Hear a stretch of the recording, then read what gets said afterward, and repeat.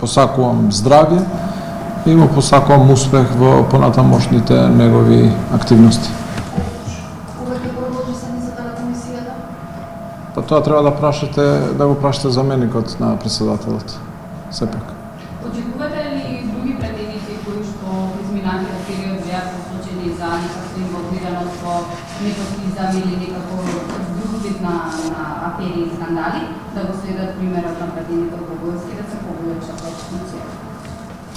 Вчера најавив проектот за ветинг за сите функционери, за сите тие што обавуваат јавна служба и се надевам дека сите ние ќе ги почитуваме сите институции на државата и откако ќе поминат на сите филтри на институциите, било какви сомневања, секако дека е во одговорноста на секој од пратениците, министрите, градначалниците, директорите или било кој друг јавен службеник да постапат следствено. Дали постои овој ветинг ќе конституират сите, дали постои дали стои непотизам и процесуирани преси кај министрите и кај пратениците, очекувате ли некои пратеници и министри кои се кадри на други да се поднесат оставка?